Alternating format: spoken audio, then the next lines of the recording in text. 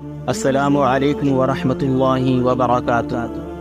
بسم اللہ الرحمن الرحیم۔ شروع اللہ کے نام سے جو بڑا مہربان نہایت رحم کرنے والا ہے۔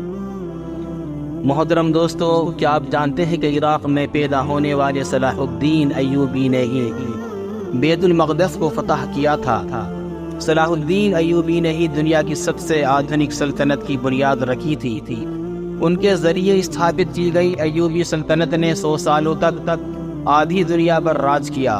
اس سلطنت کی سرحدیں مصر سے لے کر سیریا، ترکی، یمن، حجاز اور افریقہ تک پھیلی ہوئی تھی۔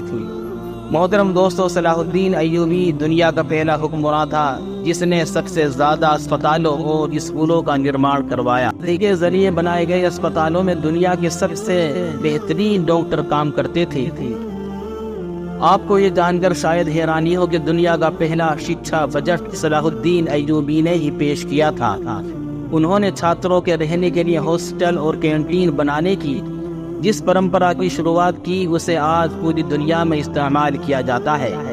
صلاح الدین ایوبی نے کبھی جنتا کا پیسہ خود پر خرچ نہیں کیا، یہاں تک کہ انہوں نے اپنی زندگی میں کبھی ریشمی کپڑے نہیں پہنے۔ اتنی بڑی سلطنت کا مالک ہونے کے باوجود سلطان صلاح الدین ایوبی نے اپنی پوری زندگی ایک ٹینٹ میں گزارا۔ محترم دوستو، سلطان صلاح الدین ایوبی کو اتہاس کا سب سے نیائے پریہ بادشاہ کہا جاتا ہے۔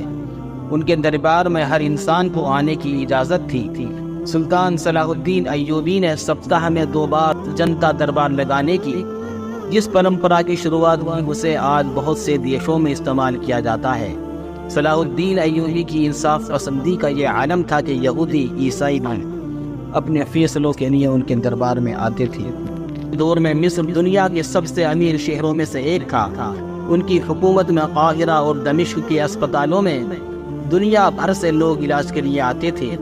دنیا کے مشہور ویگیانک ایڈلارڈ نے سائنس کی شکشا مصر اور سیریا میں ہی حاصل کی تھی۔ محترم دوستو، آپ کو یہ جان کر شاید حیرانی ہو کہ صلاح الدین ایوبی کے ذریعے استھاپت کی گئی سلطنت ایوبیہ میں ہی آنکھوں کے علاج پر سب سے زیادہ ریسرچ کی گئی۔ موتیا بند کا سب سے بہترین علاج مصر میں ہی کھوجا گیا تھا۔ صلاح الدین ایوبی کی سلطنت میں رہنے والے ابن البیتار نے 300 سے ادھک دواؤں کی کھوج کی۔ اس کی لکھی کتاب المغنی اور کتاب الجامی کو 17ویں صدی تک آکسفورڈ جیسی یونیورسٹیوں میں پڑھایا جاتا رہا۔ محترم دوستو، آپ کو یہ جان کر شاید حیرانی ہو کہ صلاح الدین ایوبی مصر اور سیریا کے پہلے سلطان تھے۔ انہیں اسلام کا اوحشت خلیفہ بھی کہا جاتا تھا۔ بہت کم لوگ جانتے ہیں کہ صلاح الدین ایوبی نے ہی بیت المقدس کو فتح کیا تھا۔ انہوں نے ہی 1187 عیسوی میں صلیبیوں کو شکست دے کر مسجد اقصی کو آزاد کروایا تھا۔ صلاح الدین ایوبی نے مسجد اقصی کو فتح کرنے کے لیے 16 جنگیں لڑی۔ وہ ہر جنگ میں ایک محراب اپنے ساتھ رکھتے تھے تاکہ جب بیت المقدس فتح ہو تو اس محراب کو اپنے ہاتھوں سے مسجد اقصی میں لگا سکیں۔ 1187 عیسوی میں جب انہوں نے بیت المقدس کو فتح کیا تو یہ محراب ان کے ہاتھوں ہی مسجد اقصی میں استھاپت ہوا۔ آدھی دنیا پر حکومت کرنے والے سلطان صلاح الدین ایوبی کے پاس اتنا بھی پیسہ نہیں تھا کہ وہ زکوٰۃ ادا کر سکیں۔ وہ اپنی ساری دولت غریبوں اور مسکینوں پر خرچ کر دیتے تھے۔ یہی وجہ ہے کہ صلاح الدین ایوبی کبھی حج نہیں کر سکے، کیونکہ اسلام میں اپنے خود کے پیسے سے ہی حج کیا جا سکتا ہے۔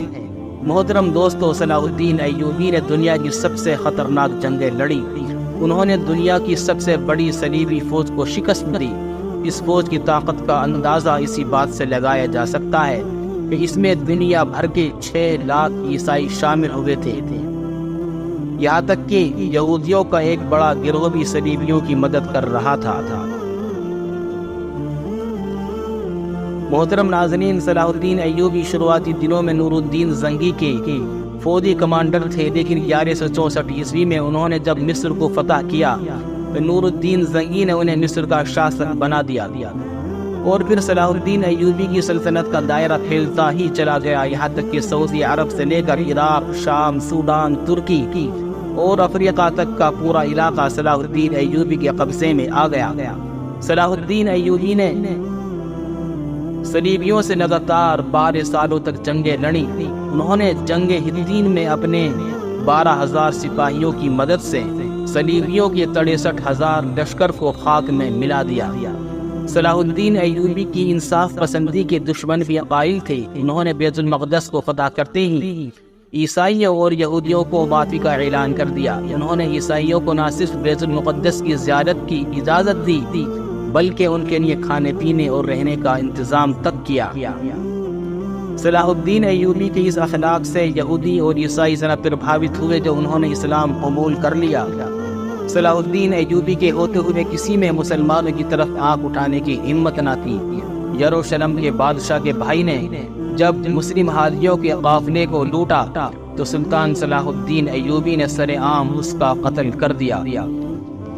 محترم دوستو، صلاح الدین ایوبی کے ذریعے آزاد کروائے گئے بیت المقدس پر مسلمانوں نے 750 سال حکومت کی، لیکن 1948 میں امریکہ، برطین اور فرانس نے مل کر فلسطین میں ایک یہودی دیش اسرائیل کی استھاپنا کر دی اور بیت المقدس کے آدھے حصے پر یہودیوں نے قبضہ کر لیا۔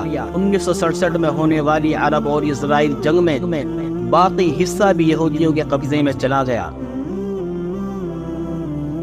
بیت المقدس مسلمانوں کا قبلہ اول تھا۔ مسلمان پہلے اسی کی طرف منہ کر کے نماز پڑھتے تھے۔ حضرت محمد صلی اللہ علیہ وسلم نے یہیں سے معراج کا سفر طے کیا تھا اور مسجد اقصی میں ہی تمام نبیوں کی امامت کی تھی۔ صلاح الدین ایوبی نے اپنی پوری زندگی میدان جنگ میں گزار دی۔ انہوں نے 100 سے ادھک جنگیں لڑی اور زیادہ تر میں فتح حاصل کی۔ محترم دوستو، بہت کم لوگ جانتے ہیں کہ صلاح الدین ایوبی حافظ قرآن بھی تھے۔ انہوں نے 15 سال کی عمر میں قرآن حفظ کر لیا تھا۔ صلاح الدین ایوبی تقریت میں پیدا ہوئے تھے اور یہ شہر وہی ہے جہاں بعد میں صدام حسین جیسا شیر پیدا ہوا۔ صلاح الدین ایوبی کو اسلامی اتہاس کا ہیرو بھی کہا جاتا ہے۔ مسلمان صلاح الدین ایوبی کو آج بھی عزت کی نظروں سے دیکھتے ہیں۔ محترم دوستو، اگر ویڈیو پسند آئی ہو تو لائک کریں اور بیل آئیکن کا بٹن دبائیں۔ السلام علیکم ورحمۃ اللہ وبرکاتہ۔